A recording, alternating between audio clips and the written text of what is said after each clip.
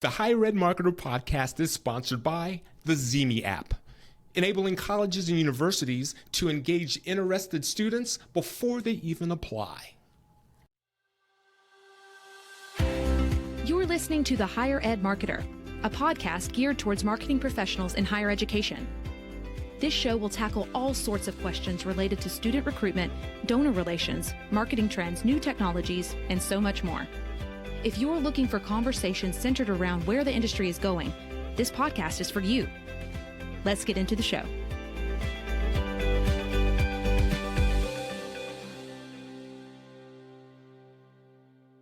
Welcome to the Higher Ed Marketer podcast. Today, Bart and I speak to PJ Wenzel and Marty Gray from Ring Digital, and they're going to help us explain to our listeners the changes that are coming in the ways that we can execute lead generation. Yeah, Troy, I think there's so much attention going on. And I've seen so many clients, especially since the pandemic, really leaning into pay-per-click campaigns, whether it's Google and search and display or Meta with Facebook and Instagram and other ones. Those are really good tools. The playing field is going to change real soon because Google is doing away with some cookie-based metrics and the way that they're tracking people with cookies. And so that's going to really change a lot of the ways that we're actually doing pay-per-click. And I really like the guys at Ring because they've kind of approached it from a different standpoint, from a behavioral standpoint of actually understanding those devices that we carry and knowing, the location that we're at and what our spending habits are and actually how we behave and how that might be a better predictor of a lead for institutions. And so this is a great conversation. I would really encourage you to kind of listen and take some notes. Yeah, we really appreciate PJ and Marty for helping us get this out to our listeners. Let's get to that conversation. As we approach all the important information with PJ and Marty, I do want to ask one of you to tell us if there's anything that you've learned this week that's unique or interesting that you can share. Yeah, the very important information that I have to share with you, Troy, is that when I don't eat thousands of calories of carbs every week, I feel really good. I'm on Whole30, and I'm like, I've never thought so clearly for my clients ever before.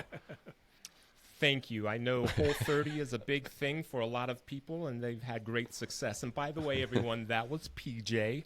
Both PJ and Marty are from Ring Digital, and they're going to share some of their wisdom and things that they offer their clients through Ring Digital. And Marty, if you can kind of introduce us to you and PJ and Ring Digital. Yeah, absolutely. Thanks so much, Troy. This is great. So PJ is our president and co-founder, fearless leader of Ring Digital. And I'm a guy who PJ sought out to say, hey, I've got this idea on how to bring truth, transparency, and accuracy to the digital space, and I would like some help educating and like PJ said, thinking clearly for his clients. So I've been guilty of the Whole30 a time or two myself. Thank you. And Ring Digital, tell us a little bit about what you do. Yeah, absolutely. PJ, were you going to take that? Oh, yeah, sure. So Ring was founded in 2014, and we really got heavily into the digital space a couple of years after that. And primarily what we do is helping connect our clients better with their target audience. We had clients who were really frustrated, to put it lightly, that they didn't know who they were advertising to, were really unsure about the attribution models that they were getting. And just to put it very, very frankly, they didn't know if the ads they were buying were getting in front of the right people, and they didn't really know how to tell if they were. And so Ring takes an approach that is, we think, rather unique. And we really focus on connecting our clients with their target audience in a way that can be measured, and that they know going in ahead of time who exactly they're targeting. Like literally the names, the addresses, and all the information that they need to know about their target audience. We can actually tell them who they are, in many cases, we can tell them a lot more. And often our clients in the higher ed space, we're going to get into this, I'm sure, a little bit. They've got their own data, and so we're helping them use that data in a more effective way. So that's what Ring is all about. It's about leveraging the power of digital. We think in a next gen sort of connective way. Thank you, PJ. And both Bart and I wanted to have you on the podcast to help us explain and demonstrate to our listeners the difference between behavioral lead generation models and cookie lead generation models, and which one is better, which one's in the future, and that's something that your company has experience with. So we were hoping to educate everyone today on the difference and where we see the industry, especially for higher ed clients going forward. So if you would, one of you, kind of explain the difference between the two. Yeah, I'm happy to do that. So, on your last podcast, I was listening to you guys talk to Jay Baer, and one of the things that you guys talked about was the need for universities to be collecting more and more of their own proprietary data. The question is, what to do with said data? What do I do with this? And so leave that there for a moment. The importance of that will become clear soon. In the past, for the last, 10, 12 more years than that, the programmatic digital space, so digital ads, whether they're through Google's ad network or other ad networks, have all been based on a type of behavioral targeting, which is foundationally based on the cookie. So there, when we talk about behavioral ad targeting, there's a couple ways to think of it. But online, behaviorally online based targeting, behavioral online targeting. So how do people behave online? And that is what cookies have been used to track and basically store that information. However, with the rise of automation and more and more bot traffic and more demand, frankly, for transparency, that model has stopped working. Google has recognized that, and that's why they have started working on everything. The flock flop, so to speak, we've heard about, and then this cookie shelf, or the cookie cliff, as they call it. Cookies are going away. This model of targeting from an online behavioral standpoint currently is going away. So the question is, how do we target? And that's where the university's data comes in, and frankly other hard data sources. Instead of gathering online behavioral data from cookies batched into segments by big companies like Oracle or Blue Kai, who are selling that data to Google and others, instead of those cookie segments being used, what's going to be used, we think the more elegant use is simply to use proprietary hard offline data and match that to hardware specs. So let's say it's a device ID targeting or some other real live device type identifier that connects the user, the target, with the data that the university has. Because in a lot of cases, that data is really good. And I'll take a step back there and to say also that the reason why Ring started down that road, and this is because that's how we target it, is more to do with the impact that we saw from offline-based data.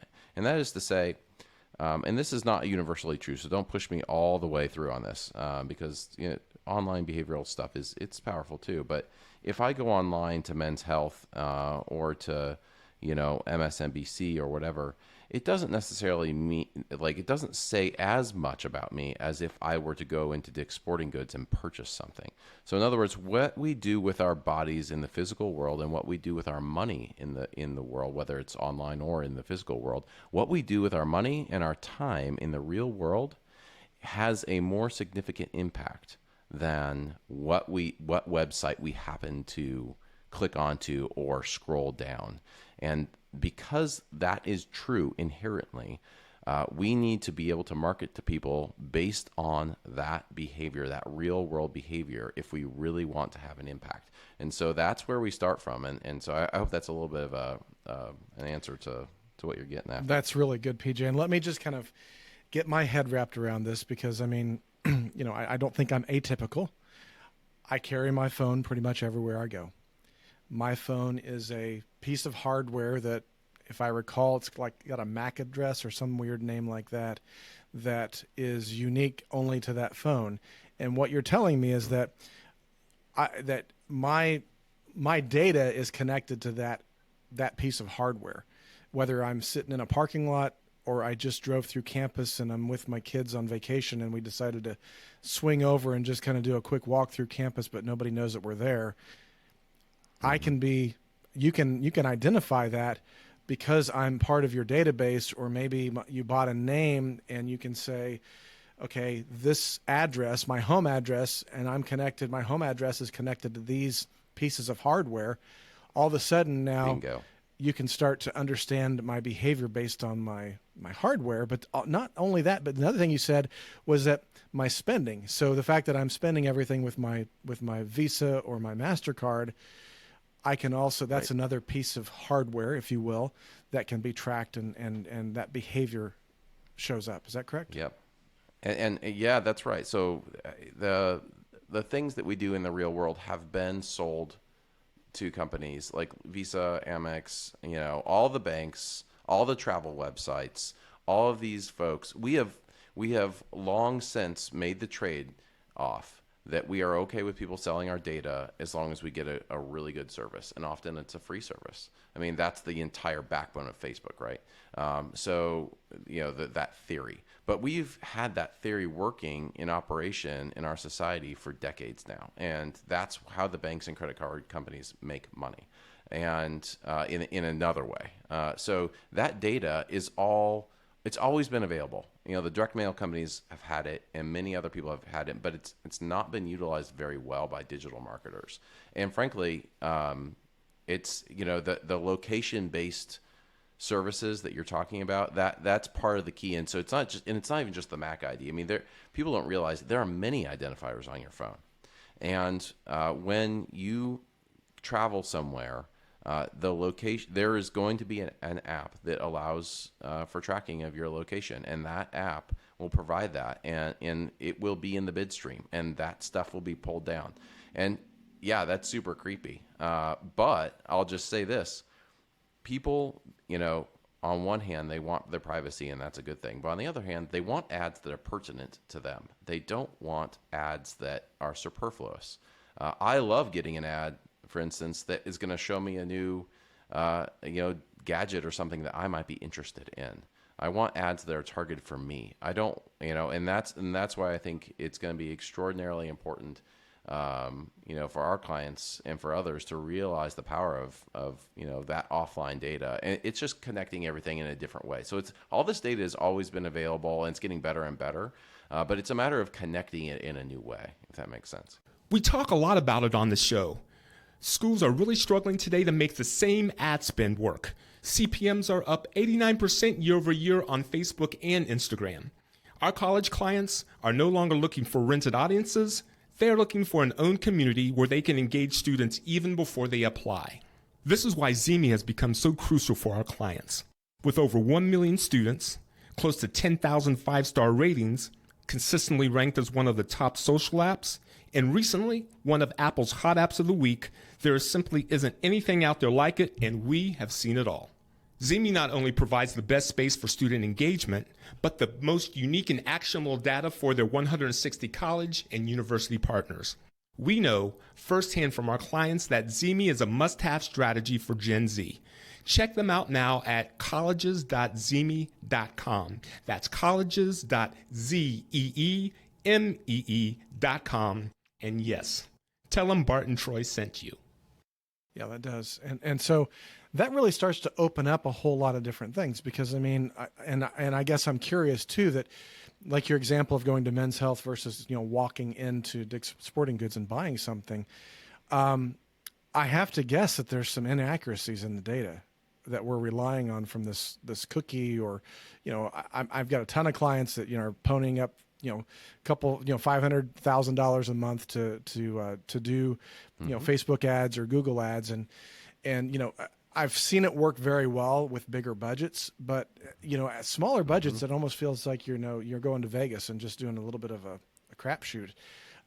Help me understand a little bit about how all that changes, because if there's inaccurate data out there, there's a lot of things that are coming in the net that aren't worth anything. That's right. And big companies are able to do that because of the scale. They're able to scale. But if you're a mid-sized business and you're spending maybe a couple $100,000 a year, or a university that maybe is spending, $1 million on digital every year, or $500,000, you don't have the luxury to be able to cast that wide of a net. And frankly, nobody should want to do that. Nobody should want to waste money. The reason why it's become more and more inaccurate is just having to do with the way that technology has evolved. And so those cookies, it's all built on the back of a technology that was never meant to hold this kind of marketing. And so one way to check, you can check your cookie footprint, so to speak. You can go to Oracle and request that. So you would be shocked. I didn't know that I was also a woman. I didn't know that I was in 5 age categories. I thought I was a young guy. But apparently I'm also 65 and older. They've got me in every age category. And they've got me in both female, male. They've got me with interests that I could care less about. I didn't know I took up fishing, like all these different things. And so don't forget, PJ, you live in 6 different states. I know. I'm very affluent. So like, these are the kinds of things, though, that when we started looking into this, like, but again, for a mid-sized business and a small business especially, when you're targeting your ads this way, you don't have the scalability that, an IBM or a Dick's Sporting Goods, to use the example. You don't have $35 million to throw into this, because for them, like, you got to remember, it's not just about the straight sales conversion for them. It's a branding play, and they're totally willing to brand to everybody. Same thing with pay-per-click. If you think about this, the idea is not just about targeting a certain segment with that. You're really casting a wide net, because even if you did get a non-bot, right, Bart, that would click through, even if it's a real person, how do you know? How do you know they're part of your target audience? The minute you want to do any kind of targeting, you want to bring targeting into the picture, even with pay-per-click, right then you are layering on the same cookie backbone, and so you're still relying on that, and that's a problem. So that's what we're trying to kind of just educate people about, and say, like, this might have been an elegant solution, and it is a really cool solution if you think about how the cookie model came together maybe 10 years ago or 15 years ago, a long time. It's boy, time is flying. But now it's just with the rise of automation and so many other issues with the data, it's just become less effective, and we don't think that universities can really afford to be that ineffective with such a competitive atmosphere. PJ and Marty, so is it accurate when I say that the pay-per-click or the cookie-based model would be described as a real-life targeting model versus where we would like to go, or what might be a little more effective is the behavioral model? Well, right now, industry speak is a little fluid. So, for instance, if you specify that, and which is why I think asking good questions is so important. When people say behavioral, we've encountered behavioral as people think of it as online. They believe online behavioral-based targeting, like they're thinking online behavioral. So that's why we have to ask, like, well, what kind of behavioral targeting are you talking about? And so you've just phrased it in a way that we don't encounter as much, but is probably actually more how it should be phrased. But yeah, behavioral targeting, that's why you have to you're like, well, do you mean like based on purchase history or credit score, or something that people like real data points? Or are you talking about online behavioral, like based on the websites that people have visited? And those are the kinds of questions you have to get down to. Thank you, PJ. So keeping in mind that we're talking to higher ed marketers, if you can kind of guide us and the conversation to what are you recommending us to go to? Yeah, absolutely. This is Marty. Sorry, PJ, are you going to say something? I can. No, go for it. All right. Well, this is where, this is the part that I absolutely love, is to take these concepts and these ideas that and bring them to reality for folks. And so, there's always going to be new technology out there. One of the things that we're doing is both creepy but a lot of fun. Whenever we're talking with people and they say to us, wow, this is really effective as a consumer, or really effective as a marketer, but kind of creepy as a consumer, we know that they've got the concept down. And so what I mean by that is some of the new stuff that we're doing is automatic content recognition, or for short, ACR. And that is just simply put that if you are watching something on your smart TV in your home, and let's say you're a university and you're buying ad space on that TV through the digital means, you see someone get served with a University A ad. Well, let's say you're University B. We can actually see what content is being displayed on that TV screen, that smart TV screen in that home. And then almost like race car, you can, NASCAR, you can draft. And you could then, a day later or two, serve an ad for your university because you just saw that ad was served for University A. So pretty powerful stuff. But what is really exciting goes back to this real world data that PJ was talking about. When that is the foundational starting point and the foundational building block of what you're doing, the real world behavior, we put that data to work, and then we're able to, the gold standard for us is the matchback, or just the comparison of spreadsheet A is your list of targets, and spreadsheet B is now your list of enrolled students in your institution. So here's an example of that. We had a top 5 SEC school come to us, and this won't come as a surprise to a lot who are listening in on this, and that is that they spend thousands of dollars every single year on research.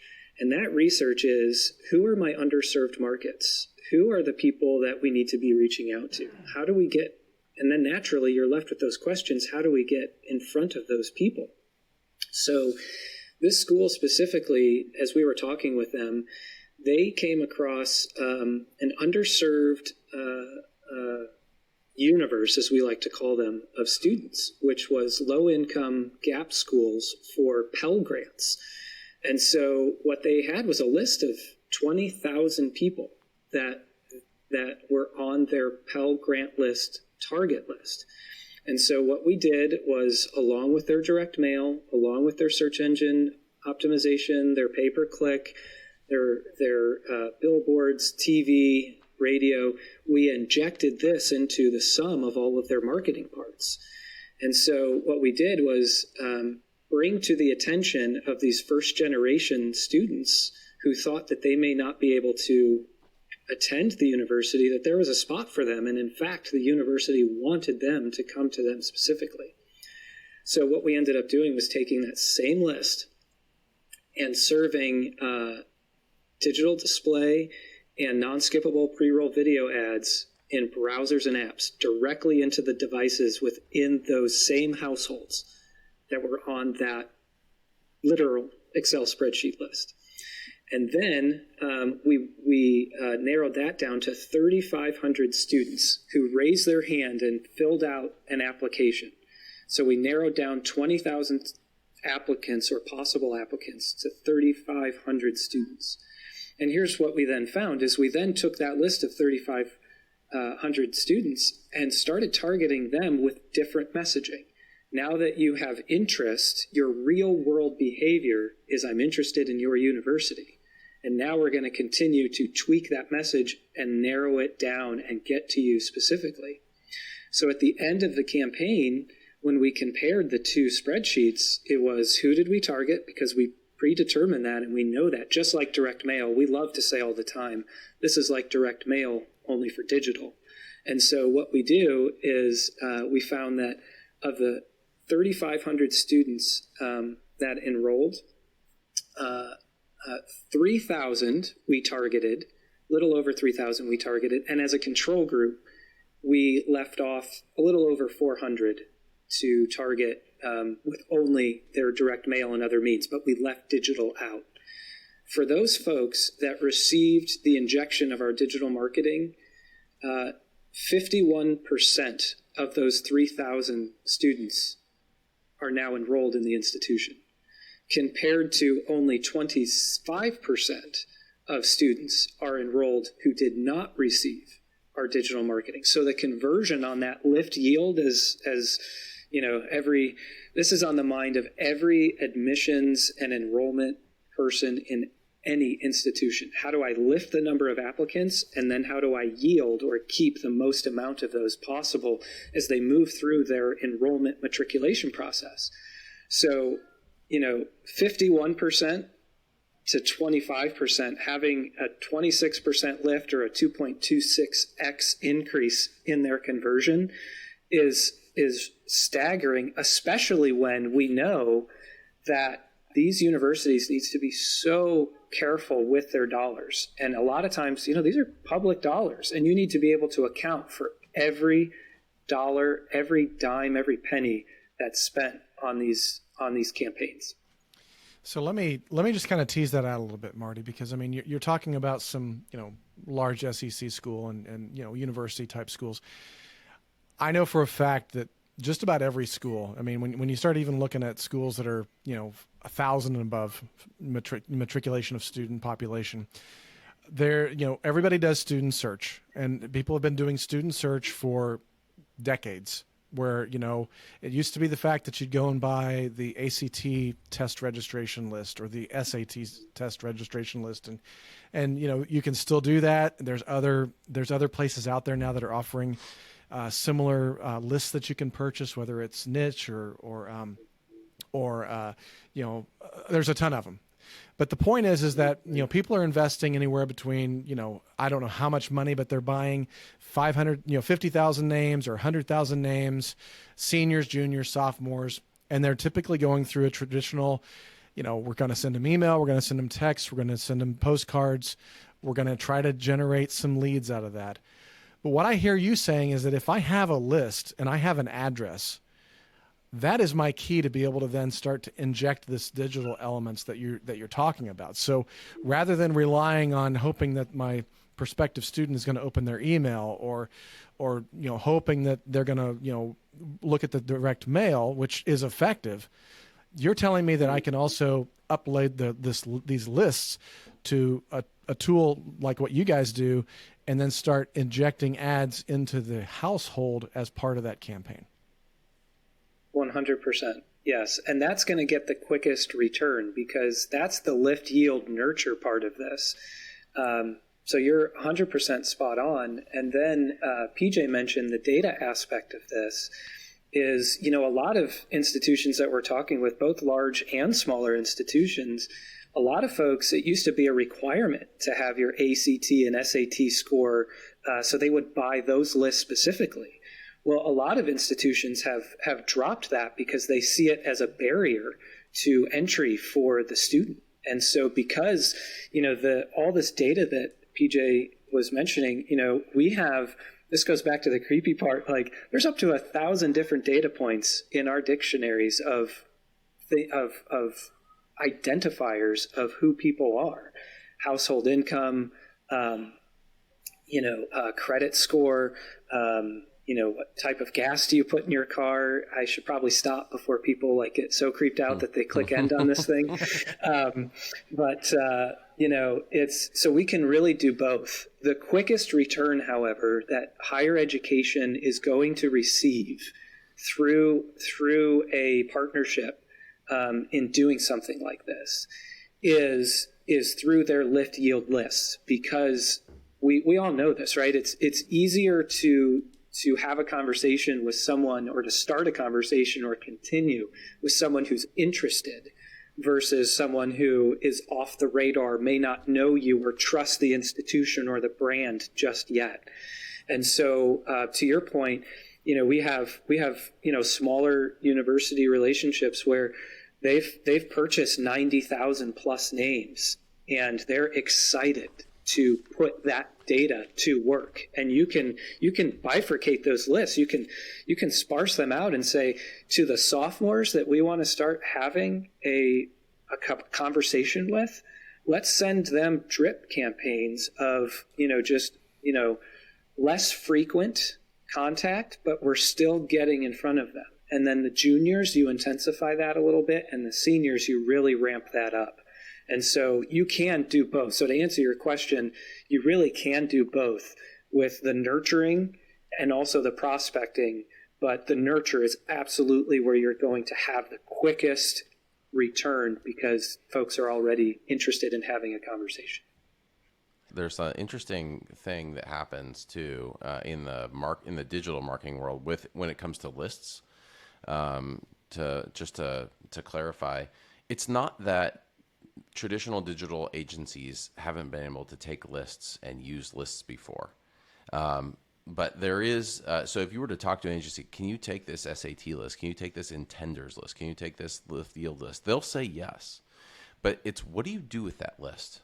And so there's a difference between, for instance, this new way of approaching digital advertising that Marty just described for one of our universities. There's a difference between that and what traditionally folks have done with lists. Because in the past, they might inject that list, they might take that. But what they will do is they'll take it to somewhere like a LiveRamp, which still is using a cookie-based model. But what they'll do is they'll take that list of hard names, addresses, and they will model on top of that cookie segments. So they'll say, we want to match these names and addresses to profiles based on online behavioral data that, let's say, an Oracle or someone else has.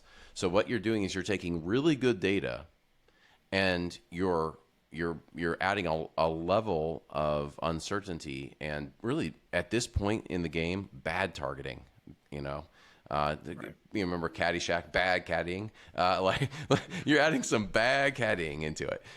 So this is it's just something for, if you're a marketer, you're a marketing director, and you're saying, hello, my agency, I'll ask my agency if they can do this. Ask them, like, well, where are you taking that data? How are you going to approach this with this data? Because that's a really telling thing. If they're just going to like upload it to LiveRamp or somewhere else, then essentially it's all wasted. It's that you're back to square one, essentially. Okay. So just one thing I want to kind of clarify a little bit, Marty, on what you said. You talked about these hundreds and thousands of data points. One thing that kind of went away, and I've got a lot of people that are listening on this show that are going to be faith-based institutions, and up until about 3 or 4 years ago, part of the ACT, SAT, test questionnaire was about your religious affiliation and your denomination. A lot of kids didn't understand that. A lot of kids didn't know what to put in, but it was some data that they could say, I want to be able to buy a list of, students who are part of the Baptist church or part of the Presbyterian church or whatever that is. That's went away. And so there's a blind spot now, and there's places that they can go and get that and things like that. Does your data provide you? Do the tools provide with big data? I mean, if we're getting down into the details of credit scores and things like that, I'm sure there's some ways to be able to identify or affiliate some kind of religious activity as well. Is that true? That is 100% true. Yes. Yeah. So in the data, we've even been asked to do that before and have executed it. So it's absolutely in the data. Okay. Because that brings me to my next question, is that now all of a sudden, if I bought this list, and I've got 100,000 names, it seems to me like I can give that list to someone like yourselves or somebody that does the work that you do, be able to then come back and say, okay, I want you to take this list and I want you to identify those people that have these key elements that I want. I want to have, this kind of income, household income, because I do want my first gen students and my Pell Grant students, but I also kind of want full paced, students that I can kind of, make some net revenue on for my university. I want to identify, that. I want to identify some religious affiliation and understand that household does have that as a part of their lifestyle. And then I want to be able to then take that 100,000 list, and now I'm down to, let's say, 25,000. Now I want to do something with that 25,000, even if it's a brand awareness campaign, before they get into my, my yield campaign that I'm going to do after they get accepted. Is that a possibility too, that I'm starting to serve brand awareness ads, on Hulu and things like that to those households? Yeah, absolutely. The awareness factor is also, like you said, very important. And when it comes to the TV, there are lots of different ways to get in front of people. But it goes to what PJ said before. Anytime you take that list, I like to think of it as that list is powerful because that list is direct. It normally has a first name, a last name, physical street address, city, state, zip, enter phone number, whether it's, your mobile phone or your second mobile phone, and a whole host of other things. And when, like PJ said, when you are taking that list and you're uploading it to a LiveRamp, for example, you're immediately diluting the power and the directness of that data. And so what this does is then say, whether you're a large school or you're a small school, like there's, to your in-state, out-of-state point or question, it's really interesting. There was a Midwest university, and they actually gave us 3 lists. And those 3 lists, their priority list was number 2. And priority list number 2 was out-of-state students, trying to get them to come to the university. And so we did advertising for 75 days. And when we advertised for 75 days, they had 39 students enroll from all 3 lists. But 33 of the 39 students, those were students from list number 2 that were out-of-state students. So you can, just like you said, do you want to bring awareness to your in-state students, to your out-of-state students, to your stop-out students, to your Pell Grant students, transfer students? There's a ton of cool things that you can do, especially when it comes to transfer students. And I think the other thing to keep in mind here is, especially when it comes to the TV, and honestly, guys, like TV is probably a whole nother segment in and of itself. Right. So I won't delve into that too much here, but being able to actually not target an area by a demographic or a media. Yeah. So being able to actually go into the household and target on someone's TV based off of the list of that starting point gives supreme confidence in the directness of whether it is branding or it is specifically for the purpose of enrollment. That's awesome. Thank you, Marty. And just listening to you, and unfortunately we're going to have to bring our show to a close, but you just opened up another chapter that I'm sure that we could talk about for 15 or 20 minutes. And in a few minutes, I want to give you an opportunity to share your contact information for those who would be interested in that next chapter. But we love to end our episodes of the podcast by asking if there's a piece of advice dealing with what we've discussed today that you could give a higher ed marketer that they could implement easily and quickly. Yeah, two pieces of advice. The first one would be, PJ alluded to this earlier, but ask good questions.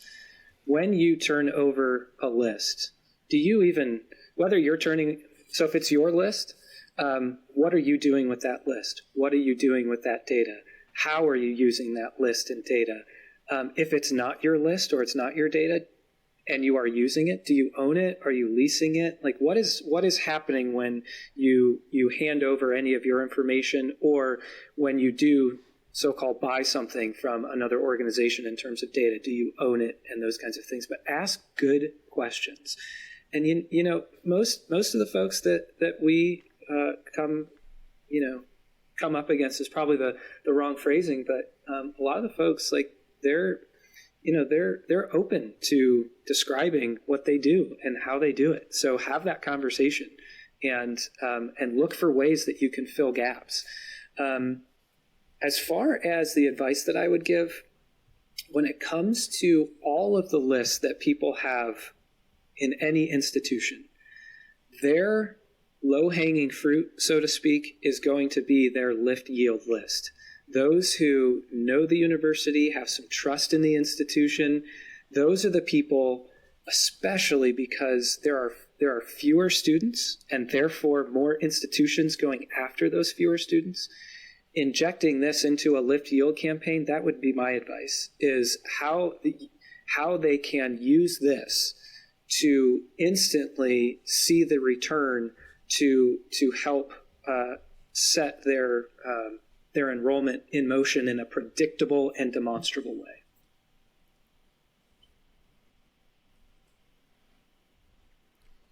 Marty, thank you very much for that. Both you and PJ have given us and our listeners a lot to think about, and I think a lot to follow up on. With that in mind, would you both offer contact information for those listeners who would like to reach out to learn more about this topic, or maybe some of the Yeah, absolutely. PJ, you want to go first? I'm just going to offer your information. Okay, so here's going back to the beginning of the show here. What I've learned is, if you want more to do, call PJ, because every time I have a conversation with this guy, I find myself with more to do than before I called him. So with that in mind, sure, yeah. My email address is Marty, MARTY, at ring.digital, RING.digital. And there's no .com. We get asked that all the time. It's just Marty at ring.digital. And the same thing is true for our website. If you check out ring.digital and then / higher education, that is another great way to just to check out how we've done some pretty neat things in the higher ed space. So, and really, we love to educate. That's the most important thing. We love to educate, and we love to see people succeed. And as long as those two things are happening, then, you know, the world's a better place.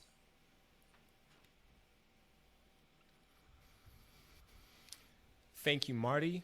Also, PJ, thank you for helping us get this message out and hopefully broadening some minds and giving marketers something else to think about and letting them know what's in store for them in the future. Yeah, there's so many Mark, really good do you things have on any this episode, and I would comments encourage you'd you to like go to back and make? listen to some of it. And you might even want to go back and listen to a few other episodes. I remember Roosevelt Smith talked about big data on an episode a few months ago. Jay Baer, as PJ referenced earlier, we talked about that, I think, on episode 69. And I think that there's also a really good discussion in some of this with University of Illinois as well. And so take a look at those and listen to those episodes. But I think the thing I want everybody to walk away with and think about is that what you've known as kind of the gold standard with the cookie-based type of ways of lead generation and generating, PPC ads, that's going to change whether we like it or not. Google's policy of cookie is going to really change things in the summer of 23. And so we've got to really be ready, and we've got to start looking. And I think PJ's comment about, asking the questions and really starting to educate yourself is a really good way to look at that. And then also kind of open your mind to, my wife and I are kind of addicted to a couple Hulu episodes, Hulu shows. I think we watch a Canadian serial show called The Murdoch Mysteries, and they run ads during that. And I know that those ads are targeted to my home. I can tell that when I watch the ads. But I think there's a lot of creative things going on over-the-top television with the streaming devices. And I think there's also creative things going on within our home that are being targeted to our IP and to our different devices. And so just start to take a break and look at that and start to observe how you're being marketed to as a consumer, and then kind of flip that around and say, how can I do that for my institution? And so I think this has been a great conversation. Thank you, PJ. Thank you, Marty. Yeah, thank you, guys. Appreciate it a lot. Absolutely. Yeah, thank you, guys.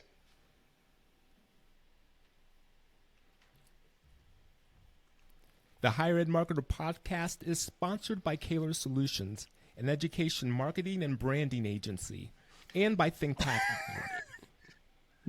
Darn, I almost made it through 29:27 thing without a mistake.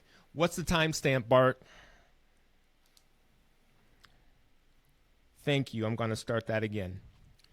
The Higher Ed Marketer podcast is sponsored by Kaler Solutions, an education marketing and branding agency, and by ThinkPatented, a marketing execution, printing, and mailing provider of higher ed solutions. On behalf of my co-host Bart Kaler, I'm Troy Singer. Thanks again for joining us. You've been listening to The Higher Ed Marketer. To ensure that you never miss an episode, subscribe to the show in your favorite podcast player. If you're listening with Apple Podcasts, we'd love for you to leave a quick rating of the show. Simply tap the number of stars you think the podcast deserves. Until next time.